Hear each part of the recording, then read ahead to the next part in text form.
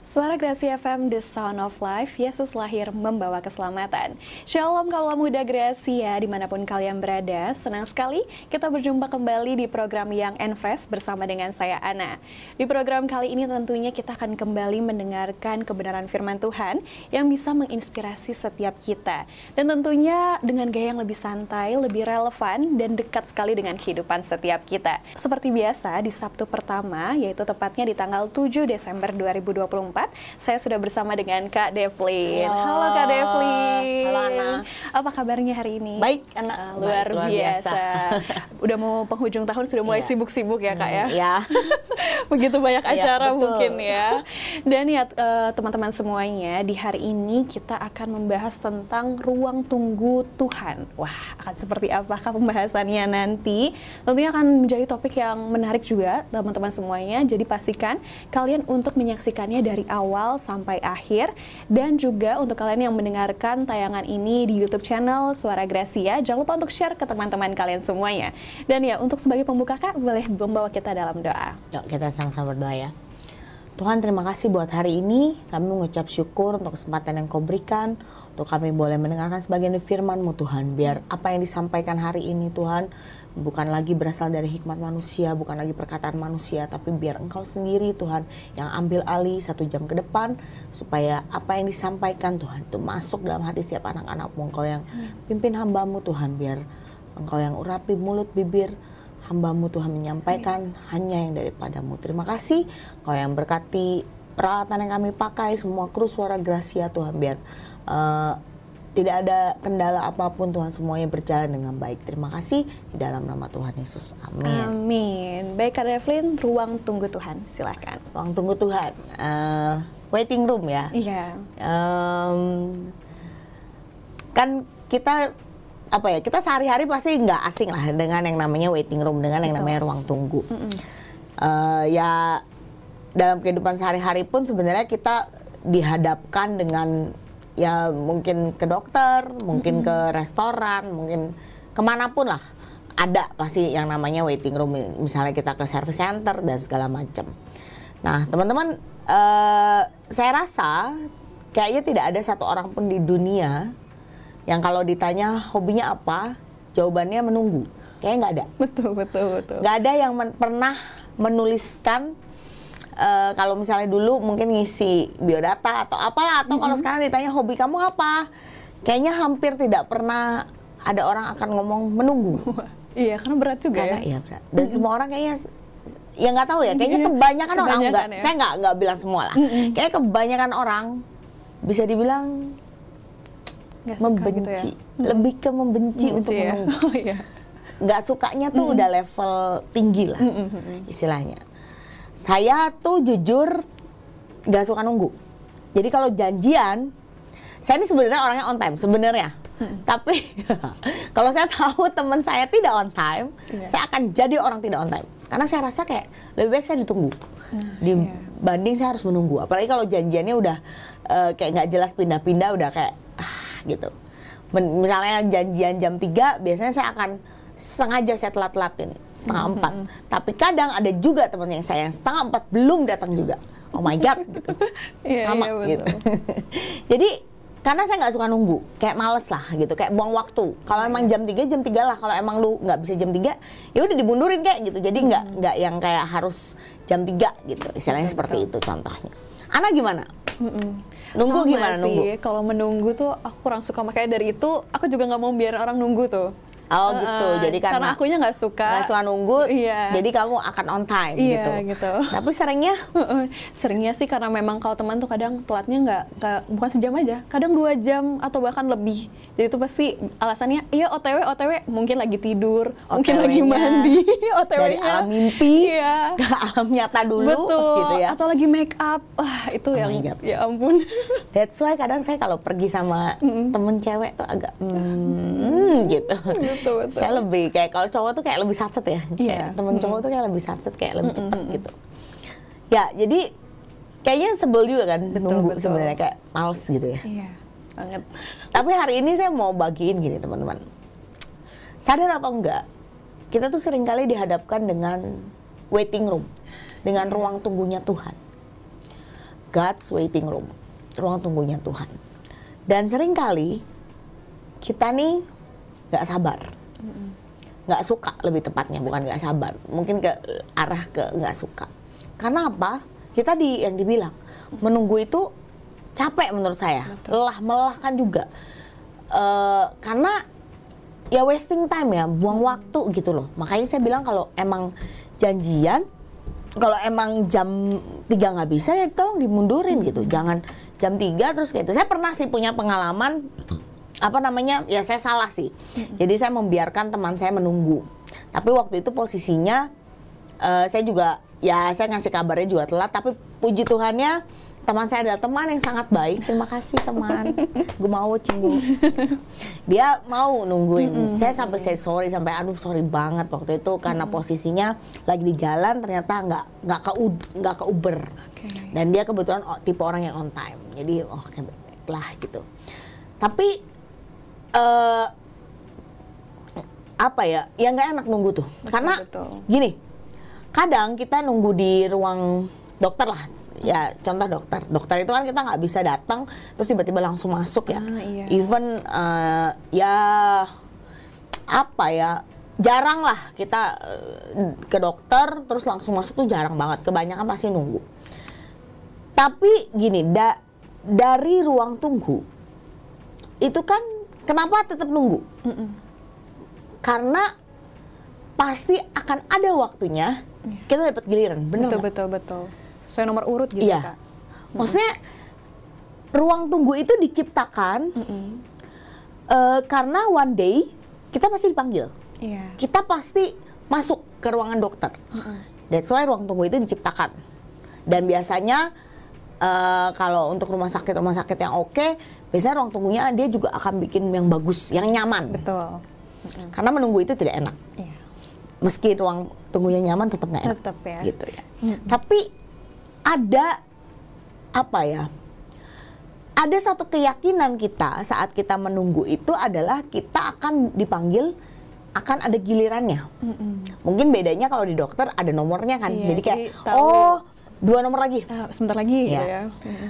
Tapi bedanya di ruang tunggu Tuhan itu nggak ada nomor urutnya. Kita nggak Dan tahu Tuhan ya. kadang nggak spill nomor urutnya. Nanti kamu abis si dia ya gitu, nggak ada. Tapi gini teman-teman, kenapa Tuhan izinkan kita menunggu? Atau kenapa Tuhan izinkan ada yang namanya ruang tunggu? Karena untuk apa sih? Untuk melatih kita supaya saat kita mendapatkan hal tersebut, kita nih siap. Contoh, kenapa harus menunggu usia 17 tahun baru bisa bikin SIM? Menurut saya, mungkin sudah ada penelitian dan segala macam secara psikologis ketika umur 17 tahun, ya dianggap sudah siap untuk membawa kendaraan bermotor di luaran. Betul. Dengan ya sudah mengerti lah cara nyebrang gimana, mungkin sudah mengerti kalau lampu merah harus berhenti, kalau kalau lampu kuning bukan yang ngebut ya, tapi harus pelan-pelan karena mau persiapan lampu merah, bukan makin kebut biar nggak itu ya gitu. Mungkin secara psikologis itu sudah maksudnya mungkin sudah dalam satu penelitian atau bagaimana dianggap 17 tahun itu sudah cukup umur untuk punya atau membawa kendaraan pribadi, kendaraan sendiri. Tapi kan harus tunggu. Betul. 17 tahun. Tapi seringkali nggak sabar. Betul, banyaknya ya. Ya banyak. Jadi ya umur mungkin baru SMP sudah mulai. Gitu dan segala macam. Tapi kan kita tahu nih timelinenya. Betul. Masalahnya kadang kita ini nggak tahu timelinenya Tuhan. Tapi gini teman-teman, saya tadi ngomongnya kenapa sih Tuhan istilahnya dalam tanda kutip ya seolah-olah membiarkan kita ada di ruang tunggu. Karena tadi ketika kita dapat, kita bakal siap. Kenapa? Kalau kita dapat nih misalnya, atau kalau seandainya anak umur 10 tahun sudah dikasih mobil sama orang tuanya misalnya, atau sudah dikasih motor, amit-amit dia belum ngerti istilahnya, terus kecelakaan, terus apa? Yang rugi siapa sih? Yang rugi siapa? orang tuanya rugi nggak? Iya, kembali lagi. Sedih nggak? Sedih. Ya itu mungkin yang Tuhan lakukan. Iya. Amit-amit kalau sampai, oke, Tuhan janjikan kita berkat A, B, C, D, E, F, G, sampai Z lah. Tapi dalam perjalanan, mungkin Tuhan rasa kita belum siap untuk dapat itu. Dan ketika Tuhan kasih, itu bukannya membawa kebaikan kepada kita, mungkin akan membawa kehancuran kepada kita. Betul, betul. Dan kenapa akhirnya Tuhan nunda untuk mempersiapkan kita. Tapi seringkali memang, ya memang tadi lah saya bilang di awal, nunggu tuh nggak enak banget lah. Apa sih rasanya nunggu? Semua orang ya kalau ditanya ini, survei satu-satu, rasanya nunggu apa? Mungkin ada yang capek, mungkin ada yang bosan, mungkin ada yang malas, mungkin ada yang lelah, apa segala macam. Banyak. Gak ada yang bilang, nunggu enak, apa rasanya nunggu? Enak, santuy, biasa aja. Seru gitu ya? Seru kok, wow gitu. Enggak. Kalau kata saya enggak. Kayaknya ya, kayaknya nggak ada deh yang jawab itu. Coba survei 10 orang, belum tentu satu orang jawab itu. Kayak 10-10-nya akan jawab, ya nggak suka, ya nggak enak, ya bosan, ya ini, ya itu. Nggak akan kayaknya jawab, dari 10 orang ini jawab, enak kok nggak apa-apa, santuy gue mah nunggu, oke aja. Bisa gitu. Kayaknya enggak. Serius. Bener nggak sih? Betul. Jadi teman-teman, memang nunggu tuh nggak enak. Tapi gini, kita mau belajar menunggu dari siapa? Dari Abraham. Teman-teman, kalau kita baca kisahnya Abraham ya, dia dijanjikan anak, kalau di Alkitab ya, ditulis dengan jelas, dia dijanjikan anak umur berapa? 75 tahun. Itu di Alkitab ada. Saya nggak buka ayatnya karena nanti panjang banget. Saya ceritain aja, nanti kalau nggak percaya buka Alkitab. Barangkali masa sih gitu ya. Apa silakan iya buka gitu Alkitab, ya? silakan. Ya Alkitab ada, saya nggak ada. 75 tahun Tuhan janjikan. Tuhan mulai ngomong, kamu bakal punya anak. Saya nggak tahu sih Abraham menikah umur berapa, cuma katanya dia menikah di sekitar umur 40-an, 40 something, nggak tahu berapa. Berarti kan ya kurang lebih taruhlah dia mungkin nikah di umur 45 taruhlah. Ya berarti dia sudah kurang lebih 30 tahun. Menantikan anak. Tapi Tuhan baru mencetuskan janjinya, kamu bakal punya Abraham bakal punya anak di usia 75 tahun. Oke. 75 tahun. Mungkin menurut saya, mungkin Abraham juga udah nothing tulus. Udah kayak, ya udahlah, kayaknya nggak punya anak. Karena di Alkitab menulis bahwa dia akan mau kasih warisannya ke istilahnya ke asistennya waktu itu. Jadi dia mau kasih warisannya ke asistennya. Jadi sebenarnya dia udah nggak ngarep tuh. Bener gak sih, Abraham tuh udah nggak ngarep menurut saya. Udah kayak, ya udahlah, udah umur segitu. Sarah juga posisinya waktu itu sudah, ya sorry to say, sudah menopause. Kalau perempuan kan secara ilmu kedokteran, secara biologis, kalau sudah menopause ya sudah tidak bisa punya anak gitu. Kecuali mungkin adopsi gitu. Tapi kan kalau secara alami sudah tidak bisa. Secara manusia, secara biologi, secara semua ilmu yang ada di dunia ini. Bukan ilmunya Tuhan, ilmu Tuhan kan lebih. Nah, betul. Jadi Abraham juga mungkin kan sudah nothing tulus, sudah memang nggak punya anak gitu. Tapi di umur 75, Kak, bayangin ya, ini nih saya cerita sambil bayangin ya. Teman-teman gini, saat engkau sudah nothing tulus ya, saat engkau sudah kayak nggak berharap, terus tiba-tiba tuh Tuhan ngomong, kamu tuh bakal tak kasih anak. Bahkan Tuhan tuh ngomong gini, lihat, keturunanmu akan seperti bintang di langit, akan seperti pasir di laut. Ya coba kau hitung, bisa ngitung nggak bisa ngitung kan? Bayangin gak sih kalau ya, ini ya, saya cuma membayangkan gini, kalau seandainya Abraham hari itu tidak kenal siapa Tuhannya, atau dia tidak memiliki hubungan yang baik dengan Tuhan, menurut saya dia akan sangat pahit sama Tuhan. Karena baru digenapi berapa lama? 25 tahun kemudian. Betul. Bayangin dia 30 tahun mungkin menantikan anak, mungkin sampai di satu titik, ya mungkin dia di usia udah, ya mungkin saat istrinya sudah menopause dia sudah tidak mengharapkan, mungkin ya sudah berarti. Tapi di usia yang rasanya sudah tidak mungkin, Tuhan janji dan baru digenapi 25 tahun kemudian. Jadi kayak seolah-olah Abraham ini masih belum finish nunggunya, masih belum lulus istilahnya nunggunya. Tapi gini teman-teman, karena Abraham itu tahu siapa Tuhan, dia tuh nggak pahit sama Tuhan. Dia tuh nggak yang kayak alah gitu Tuhan ngomongnya baik misalnya gitu. Kurang lebih kalau di Alkitab dicatat 2 atau 3 kali, saya lupa lah, nanti bisa buka ya, 2 atau 3 kali Tuhan menjanjikan. Sampai satu yang awal-awalnya kan Tuhan nggak kasih clue, nggak kasih tahu kapan. Sebenarnya waktu dijanjiin Tuhan tuh juga nggak bilang sih. Tuhan cuma ngomong kamu akan dikasih anak lah intinya gitu. Tapi Tuhan nggak bilang nanti kapan gitu, enggak. Tapi di yang terakhir di pengulangan lagi Tuhan baru ngomong tahun depan. Jadi kayak udah mau deket nih gitu istilahnya. Ya berarti kan tahun depan. Dan terjadi teman-teman tahun depan. Kurang lebih berarti 25 tahun Abraham menanti. Tapi kenapa Abraham sanggup dan lulus? Menurut saya dia kenal siapa Tuhan. That's why teman-teman, di masa-masa muda kita, ayo kejar Tuhan. Kenali Tuhanmu. Karena gini, kalau kita kenal Tuhan ya, ketika Tuhan menjanjikan, ya nggak salah sih ngarep. Saya juga kalau ada janji Tuhan, saya juga ngarep lah. Saya ini orangnya tuh agak jeleknya saya nih, saya pernah cerita ya, saya tuh orangnya tuh kalau dijanjiin sesuatu, saya tuh agak ngarep jadinya. Jadi ngarep-ngarep, jadi kapan ya gitu. Tapi ya, begitu saya kenal Tuhan lebih dalam, saya tuh belajar gini loh. Saya tahu hati saya ini, hati saya ini bukan hati yang mungkin baik ya, dalam artian gini. Saya tuh kadang tuh ngarep nanti kalau sampai nggak kejadian tuh saya tuh bisa kecewa.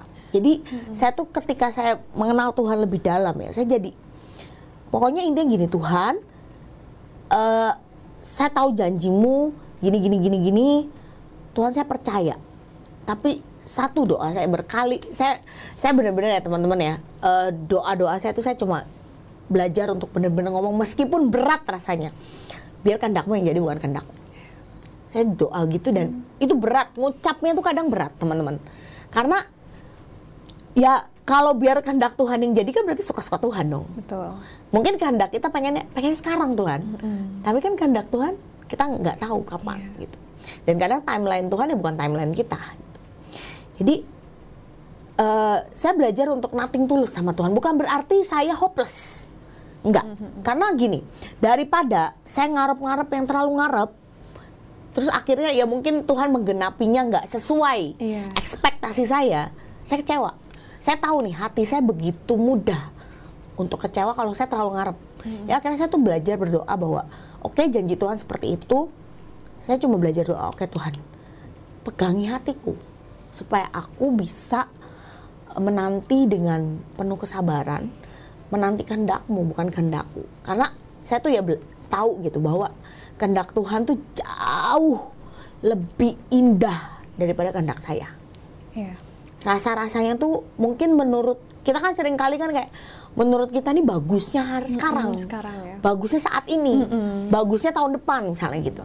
Tapi kehendak Tuhan tuh mungkin mikirnya enggak, bukan tahun depan, mungkin entar gitu. Contoh jodoh misalnya, ya anak muda biasanya pacar, jodoh gitu. Mungkin kadang kalian mikirnya Tuhan ini umurku udah pas loh gitu, udah umur ya netizen Indonesia gitu ya, kadang ya kenapa belum nikah gini, kadang orang tua, kadang ya ada orang tua, kadang saudara, kadang siapa, kadang teman, kadang ya entahlah netizen yang maha benar itulah ya gitu.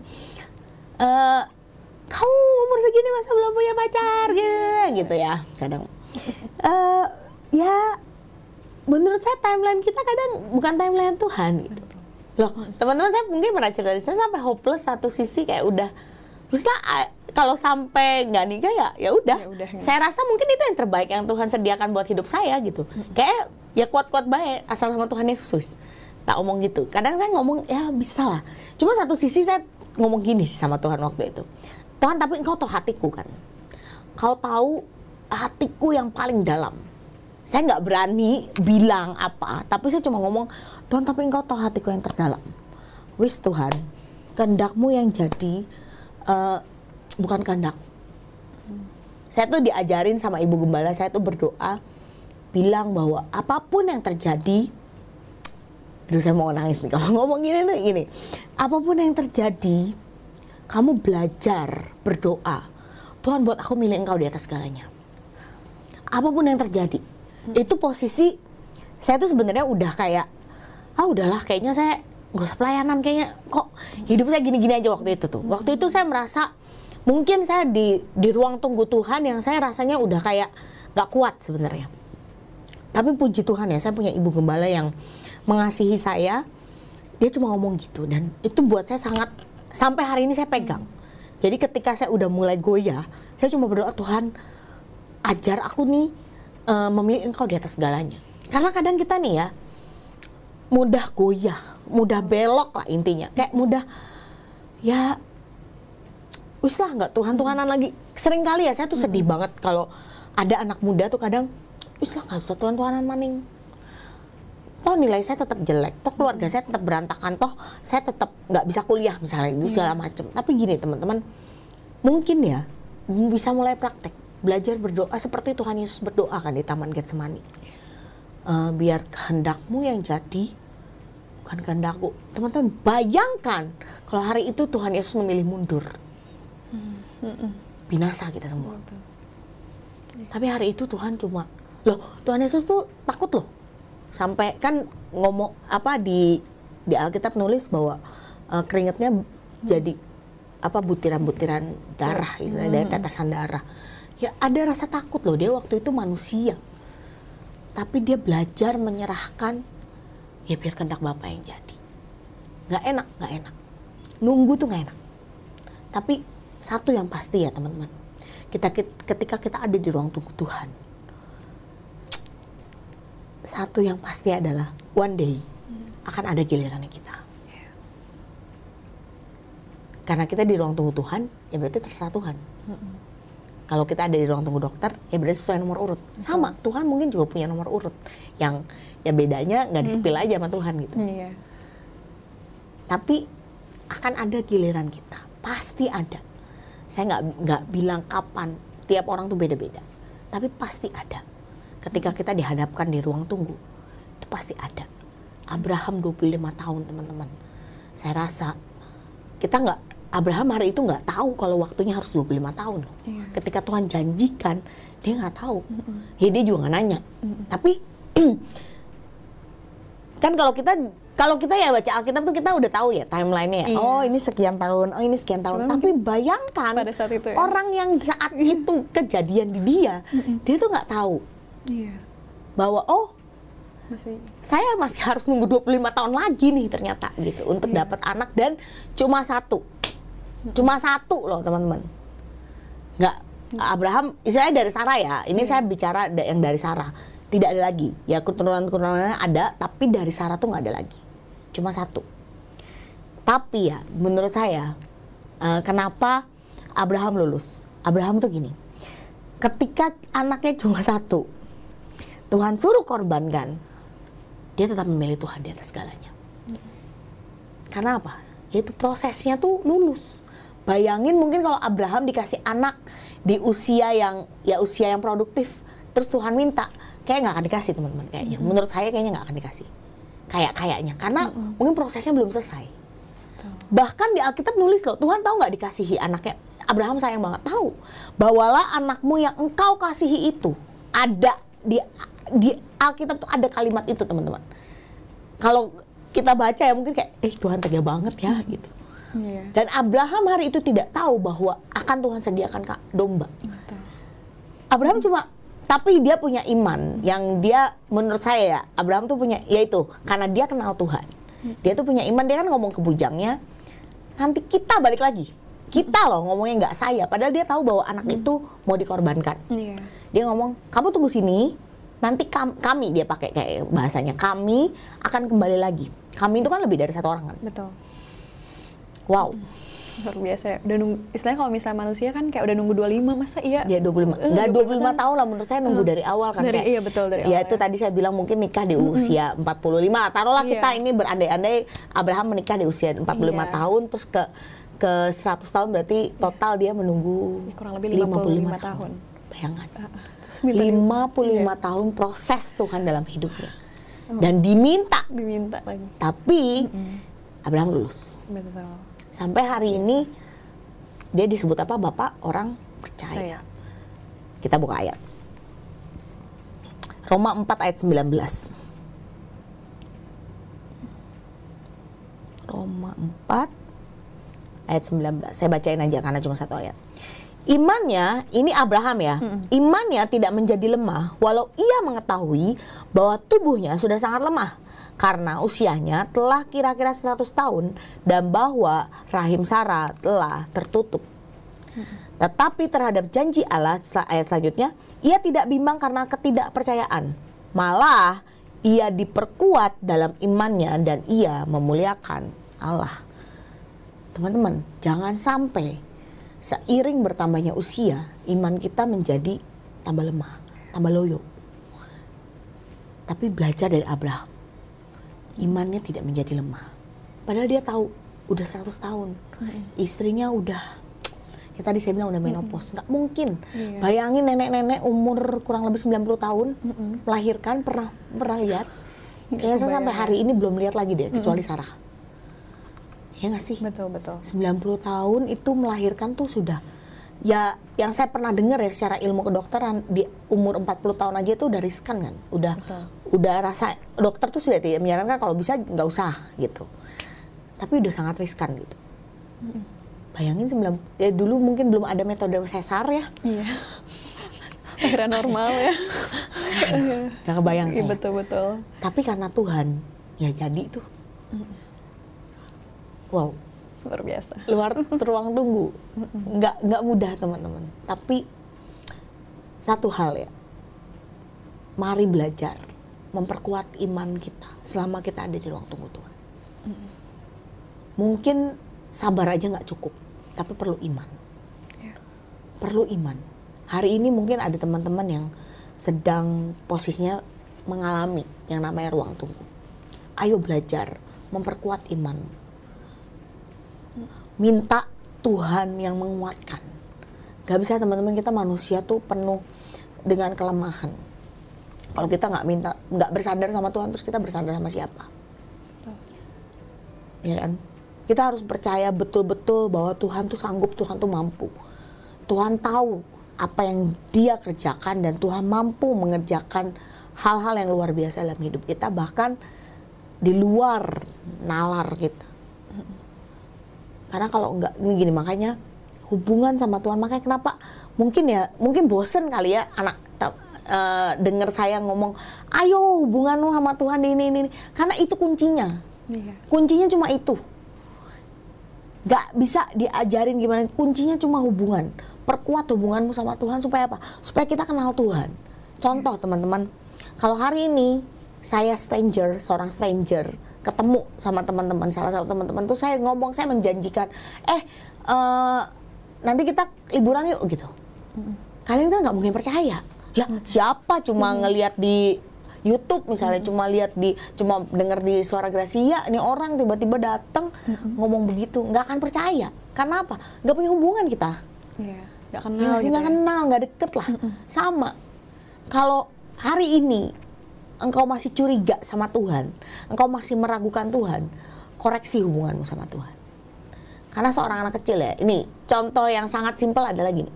Kenapa anak kecil kalau kan suka tuh kayak dimainin, dilempar, ditangkap. Kenapa dia ketawa? Kenapa dia nggak nangis? Karena dia percaya bahwa mungkin ayahnya atau ibunya itu akan nangkep dia. Nggak akan dilempar terus gitu, nggak. Benar nggak? Betul. That's why dia ketawa. That's why dia bahagia. Sama kayak kita. Harusnya kalau engkau kenal Tuhan, ya even di ruang tunggu itu nggak enak, tapi kita bisa tetap happy. Kenapa? Karena kita tahu bahwa one day pasti ada gilirannya saya. Entah itu kapan. Tapi pasti ada. Pasti ada. Ada keyakinan bahwa one day pasti saya ada nih gilirannya. Sama kayak sekarang kan kita akhir-akhir ini kan sudah diomongin kan, akhir zaman kita menanti-nantikan Tuhan dan segala macam. Banyak orang yang akhirnya jadi, halah itu dari zamannya Paulus di Alkitab juga suka nulis tuh, Tuhan sudah dekat, kedatangan Tuhan sudah dekat. Ini. Nah, Alkitab dibikin dari berapa ribu tahun yang lalu gitu. Kayaknya hari ini belum nggak datang tuh gitu. Tapi itu kan akhirnya jadi membuat kita akhirnya jadi kayak, Lah, bohong lah, udahlah, nakal-nakal weh gitu misalnya gitu. Tapi gini teman-teman, saya mau kasih tahu, nggak ada salahnya kita mempersiapkan diri. Loh, sekarang gini ya, daripada engkau membuang-buang hidupmu, menyia-nyiakan hidupmu, nggak ada salahnya juga kan engkau memperbaiki hidupmu. Betul. Kenapa harus menyia-nyiakan hidup kalau kita bisa memperbaiki hidup? Betul. Ya emang nggak ada yang tahu kedatangan Tuhan kapan, tapi paling nggak ketika Tuhan datang kita siap dan kita layak untuk ikut pengangkatan. Iya. Karena ya kalau sampai nggak diangkat, menurut saya ya kayak ya gimana ya, kayak terus mau apa gitu loh. Saya sih bener-bener berdoa supaya saya ikut diangkat Tuhan, meski rasa-rasanya mungkin emang belum layak gitu. Tapi teman-teman, ayo belajar ketika engkau di ruang tunggu ya. Belajar, mungkin ini saatnya kita belajar kenali Tuhan lebih dalam. Iya. Mungkin ini saatnya kita belajar untuk memperkuat iman kita. Mungkin ada engkau teman-teman yang sudah kayak rasanya aku sudah di batas kesabaran. Mari hari ini berdoa, minta Tuhan kuatkan, minta kekuatan Tuhan buat saya tetap kuat, buat saya tetap sabar menanti-nantikan engkau. Teori gampang, iya ngomong doang gampang, betul. Saya ngalamin teman-teman, berada di ruang tunggu Tuhan yang tadi saya bilang, rasanya udah mau nyerah, rasanya udah kayak mau kabur lah intinya gitu. Yeah. Tapi puji Tuhan saya punya orang-orang di sekeliling saya yang support doa, dan saya juga jadi belajar bahwa saya harus mengubah doa saya. Saya nggak bisa doa cuma minta, terus nggak apa-apa gitu, tapi belajar untuk mau berserah sama Tuhan, nyerahin Tuhan. Saya tuh doa loh teman-teman, kayak kadang tuh ya saya doa spesifik, kadang Tuhan saya pengen ini. Tapi in the end selalu saya tutup, Tuhan tapi biar kehendak-Mu yang jadi, bukan kehendak-Ku. Karena saya tahu betul kehendak Tuhan tuh jauh lebih indah, jauh lebih besar dari kehendak saya. Mungkin saya punya list A, B, C, D sampai Z yang menurut saya baik, tapi kehendak Tuhan jauh lebih baik dari list saya. Puji Tuhan kalau Tuhan kabulkan sesuai list. Tapi kalaupun enggak, saya percaya ya Tuhan punya yang lebih baik. Tuhan nggak akan kasih yang lebih worse, yang lebih buruk. Tapi Tuhan pasti akan kasih yang lebih baik. Kamu istilahnya minta 10, Tuhan nggak akan mungkin ngasih cuma 5. Tapi Tuhan pasti mungkin ngasih 20, ngasih 30, bahkan ngasih 100. Tapi sesuai waktunya Tuhan. Betul. Bukan waktu kita. Iya. Ayat terakhir. Yeremia 29 ayat 11.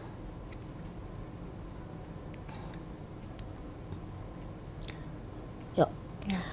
Yeremia 29 ayat 11, Tuhan ngomong gini, sebab aku Tuhan ini mengetahui rancangan-rancangan yang ada padaku mengenai kamu. Demikianlah firman Tuhan, yaitu rancangan damai sejahtera dan bukan rancangan kecelakaan, untuk memberikan kepadamu hari depan yang penuh harapan. Amin. Semoga ayat ini sebagai penutup bisa jadi kekuatan buat teman-teman semua yang memang kalian sedang berada di batas ambang akhir kesabaran misalnya. Kayak udah lama gitu, kok nggak ya tergenapi misalnya.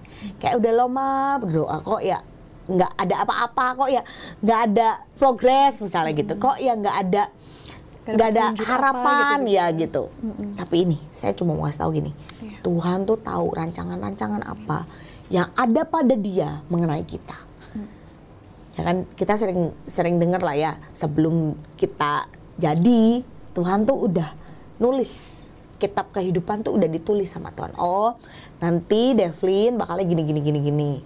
Ya ada melencengnya karena ya free will, kita punya free will ya, kadang namanya manusia, namanya kita kadang pengen nggak mau gitu, jadi belok sedikit ya ada. Tapi Tuhan tuh selalu punya plan yang lain. Tuhan tuh nggak cuma plannya satu, kalau kamu nggak nurut langsung auto masuk neraka, enggak. Tapi Tuhan punya plan-plan yang lain untuk menuntun kita, untuk narik kita balik, ayo balik ke jalannya Tuhan. Dan Dia tahu rancangannya tuh bukan rancangan kecelakaan, tapi rancangan damai sejahtera.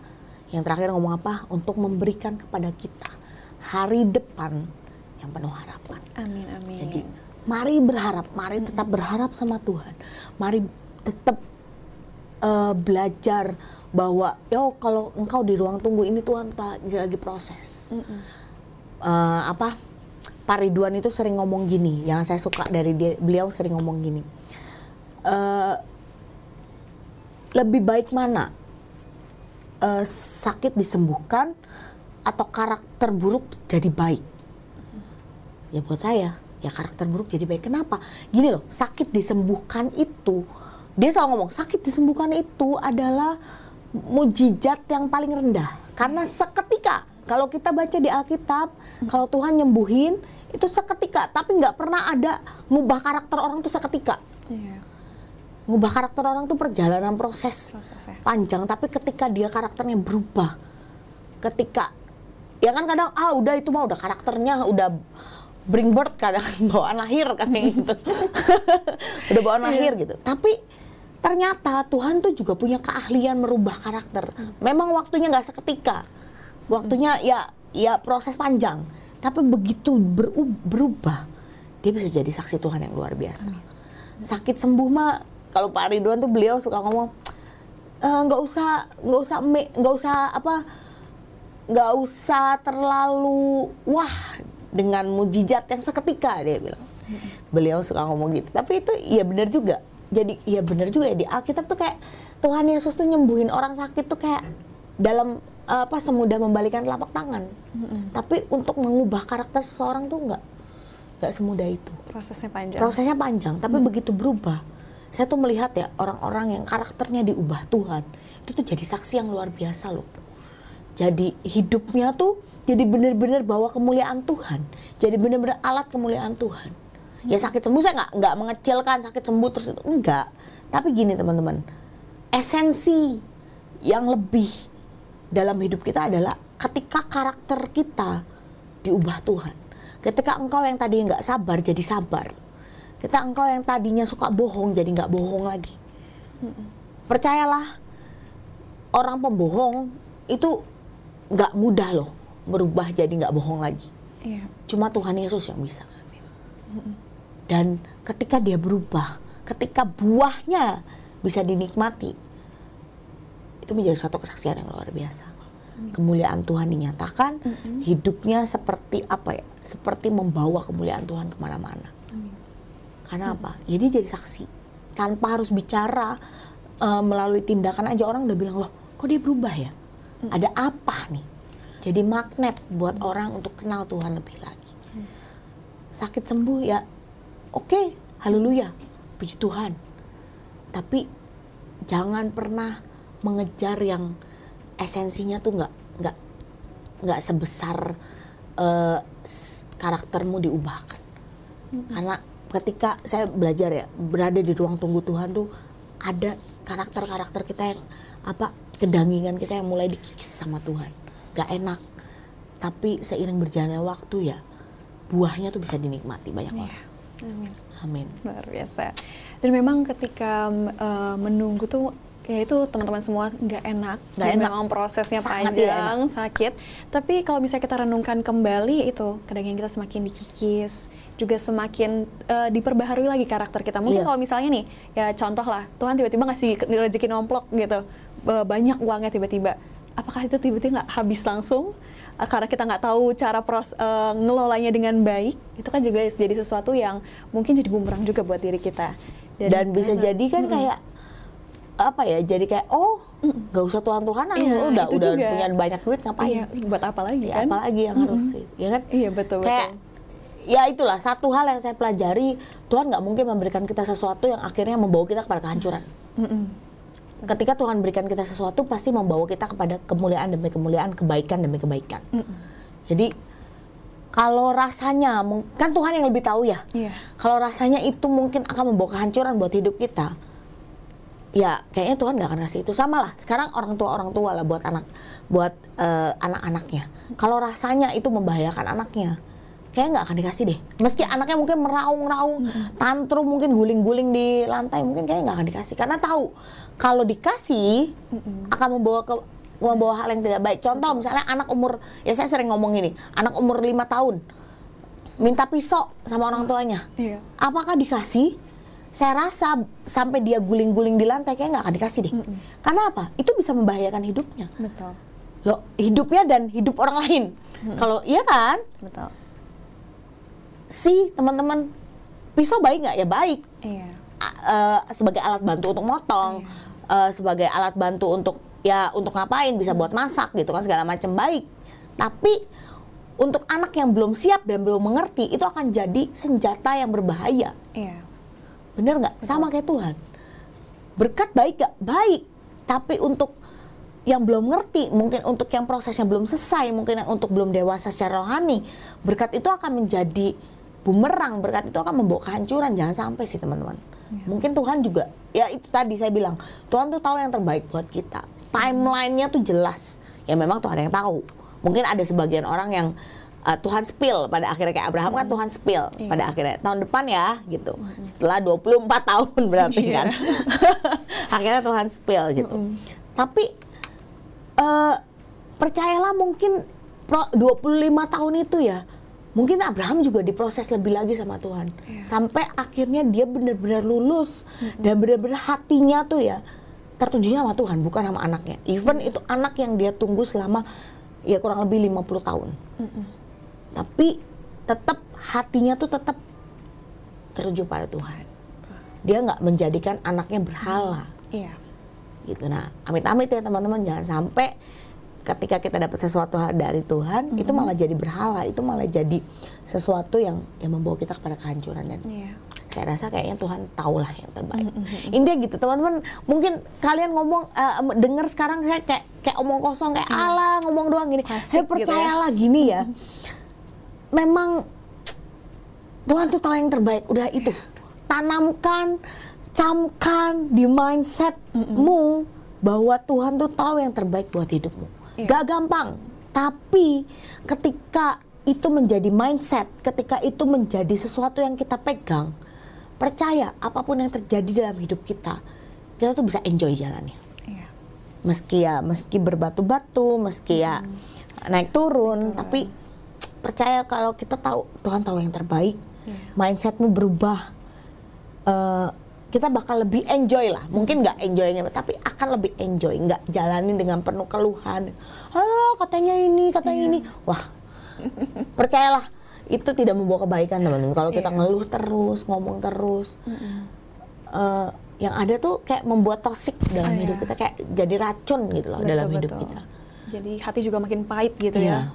Lama-lama kan kecewa, lama-lama kayak, ya itu makanya kadang suka orang ngomong, udahlah nggak Tuhan-Tuhanan lagi, udahlah percuma ke gereja, udahlah percuma pelayanan misalnya gitu. Menurut saya nggak ada yang percuma sih. Yang percuma tuh kadang ya karena ini mindset kita perlu diperbarui, kita perlu pengenalan akan Tuhan kita sih, harus dikejar lebih lagi. Makanya ayo saat teduh, ayo baca Alkitab, itu fungsinya tuh itu teman-teman. Kita kenal Tuhan lebih dalam, kita kenal Tuhan lebih jauh. Percaya kalau kita kenal orang lebih jauh, lebih dalam, kita akan, ya meski kadang juga ada sih, kita udah kenal deket ditusuk juga ya, ada namanya manusia ya. Tapi kan Tuhan tidak seperti itu saya rasa. Tapi kan semakin kita kenal, semakin kita lebih jauh, lebih ini. Ketika Tuhan minta sesuatu dari kita tuh ya kayak Abraham tadi. Dia tuh yakin, mungkin hari itu keyakinan dia, mungkin ini pikirannya Abraham mungkin. Dikorbankan ya mungkin nanti Tuhan bikin hidup kembali. Mungkin. Mungkin di pikiran Abraham seperti itu. Dia nggak akan expect bahwa ada domba di situ. Loh, kalau ada domba kan harusnya dia udah lihat dong dari tadi. Saya nggak tahu sih posisi bukitnya seperti apa, tapi saya rasa kan itu cuma berdua ya. Kayaknya kalau ada sesuatu pasti kelihatan gitu. Minimal ada kasak kusuknya nggak sih gitu. Iya. Kayak gitulah intinya. Jadi mungkin Abraham punya pikiran, punya ekspektasi, pasti Tuhan tuh bangkitin misalnya gitu, atau apalah. Atau mungkin Tuhan berubah pikiran misalnya gitu. Karena apa? Ya kenal. Betul. Coba kalau nggak kenal kayaknya dia juga kayak, ya sekarang gitu tanyalah teman misalnya, ya misalnya menunggu anak, tanyalah teman, mungkin punya teman atau om tante yang mungkin udah nunggu nih anaknya misalnya. Terus tanya tante kalau misalnya, atau om atau Ci, kok kalau one day anaknya suruh dikasihin orang, disuruh Tuhan, gimana? pasti mikir dulu. Iya. Nggak akan kayak Abraham. Abraham tuh kayaknya nggak mikir panjang loh teman-teman. Menurut saya kayaknya besoknya nggak sih, kayaknya langsung dilakuin. Ya balik lagi pengenalan akan Tuhan lah. Iya. Kalau nggak kenal Tuhan kayaknya juga dia mungkin berbulan-bulan, bertahun-tahun kayak baru itu. Baru mau gitu. Baru mau ya, nggak yang ya itu kan dalam semalam sebenarnya. Kemarinnya Tuhan ngomong, besok pagi langsung. Langsung ya. That's why ya kenali Tuhan lebih dalam. Iya, itu Karena itu penting ketika kita ada di masa-masa penantian, masa menunggu Tuhan, itu tuh penting banget. Dan tadi saya ngomong kalau engkau sudah di ambang batas kesabaranmu, yuk berdoa lagi. Yuk minta Tuhan, minta dikuatkan. Karena percaya giliranmu pasti tiba. Amin. Giliranmu pasti tiba sesuai waktu Tuhan, dan itu pasti indah. Amin, amin. Baik teman-teman, itu dia tentang ruang tunggu Tuhan. Yang paling saya dapat itu bagaimana kita juga mencintai prosesnya Tuhan. Iya. Walaupun memang nggak enak, walaupun sekarang tuh kayak, aduh nggak tahu maksud Tuhan tuh Rasanya apa ya. berat gitu. Kayak berat banget gitu untuk menjalaninya, tapi percayalah bahwa Tuhan punya rencana yang indah untuk setiap kita. Amin. Dan ya Kak Devlin boleh menutup ini dalam doa? Yuk kita berdoa ya. Tuhan, terima kasih buat hari ini Tuhan. Tuhan ajari setiap kami untuk kami belajar menyerahkan semuanya ke dalam tangan-Mu. Belajar untuk nurut kehendak-Mu. Meski mungkin berat, meski mungkin sakit, tapi Tuhan kami mau belajar siang hari ini. Mari teman-teman, kalau engkau mau belajar, mari berdoa sama-sama hari ini. Yuk minta Tuhan ajari. Minta Tuhan buat supaya kita benar-benar belajar berjalan di kehendaknya Tuhan. Tuhan, kalau hari ini ada teman-teman atau ada saudara-saudara kami yang mungkin sudah di ambang batas penantian mereka, rasanya sudah nggak kuat, rasanya mungkin sudah terlalu lelah Tuhan. Tuhan, hari ini kami berdoa biar kekuatan yang dari surga itu turun, kekuatan yang daripada-Mu turun. Kau yang akan beri kekuatan kembali Tuhan, untuk tetap percaya, untuk tetap menguatkan imannya kepada Engkau, untuk tetap berharap, untuk tetap yakin bahwa waktu-Mu yang terbaik Tuhan. Mari Tuhan, di masa-masa penantian kami, di masa-masa kami harus menunggu, ajari setiap kami untuk percaya penuh padamu Tuhan. Ajari kami belajar untuk biar kehendak-Mu yang jadi, bukan kehendak kami. Bukan sesuai ekspektasi kami, bukan sesuai pikiran kami, tapi biar kehendak-Mu Tuhan. Ajari kami betul-betul Tuhan, sampai kami didapati, kami lulus. Sampai kami didapati, kami benar-benar melalui proses ini dengan baik Tuhan, bersama dengan Engkau. Terima kasih Tuhan, yang berkati Radio Suara Gracia, setiap kru yang bertugas, setiap alat-alat yang ada. Tuhan, biar radio ini Engkau pakai sampai kedatangan-Mu yang kedua kali untuk memberitakan Injil sukacita, untuk memberitakan kemuliaan-Mu Tuhan sampai ke ujung bumi. Terima kasih Tuhan, terima kasih sepanjang hari ini kami serahkan dalam tangan-Mu Tuhan. Biar benar-benar Tuhan, Engkau yang terus tuntun hidup kami, tetap on track, tetap dalam jalan-jalan-Mu yang ajaib. Terima kasih di dalam nama Tuhan Yesus. Amin. Baik teman-teman, tidak terasa kita sudah berada di penghujung dari program yang Enfresh. Semoga firman Tuhan hari ini bisa memberkati kita semua. Dan terima kasih untuk Kak Devlin juga yang sudah berbagi kebenaran firman Tuhan hari ini. Dan juga jangan lupa tidak hanya direnungkan, tapi diaplikasikannya dalam kehidupan sehari-hari. Kak Devlin juga boleh informasikan ibadah lifeguard yang hari Jumat. Oke, ibadah lifeguard kita minggu depan, kita akan ada ibadah Christmas, ibadah Natal. Tempatnya di lapangan basket, jadi kita outdoor. Nah ini belajar beriman sama Tuhan supaya cuacanya yang terbaik. Teman-teman, acaranya kita akan kayak bikin intimate gitu loh. Jadi ayo datang, ajak teman-temanmu sebanyak-banyaknya. Kita ada tukar kado juga. Jadi kita himbau untuk bawa kado. Nanti kita akan tukar kado ya. Kita fellowship bareng juga, nanti keterangan lengkapnya nanti bisa dilihat di IG Lifeguard. Lifeguard Youth Community, nanti bisa cari di situ, ada keterangan lengkap di situ. Kita akan mulai jam 6 sore. 6 sore, jam 6 sore benar. Jam 6 sore di lapangan basket, jangan naik ke lantai atas ya, jadi lapangan basket. Kita akan ada intimate ya ibadah yang intimate lah, kita mau konsepnya seperti itu. Jadi teman-teman, ayo ajak teman-teman sebanyak-banyaknya, pasti ini akan berbeda dari ibadah Natal biasanya. Jadi ayo datanglah gitu. Hari Jumat tanggal 13 Desember. Hari Jumat tanggal 13 Desember, ini outdoor ya, jadi jangan sampai ada yang masuk ke lantai 2 nantinya ya. Pakai pakaian senyaman mungkin lah, karena outdoor ya. Outdoor ya. Dan ya baik keluarga Kaula Muda Grasi ya, jadilah terang dimanapun kalian berada, dan juga jadi berkat dimanapun kalian berada. Dan sudah saatnya saya Ana untuk pamit undur diri. Terima kasih atas kebersamaan Anda hari ini, sampai jumpa di lain waktu.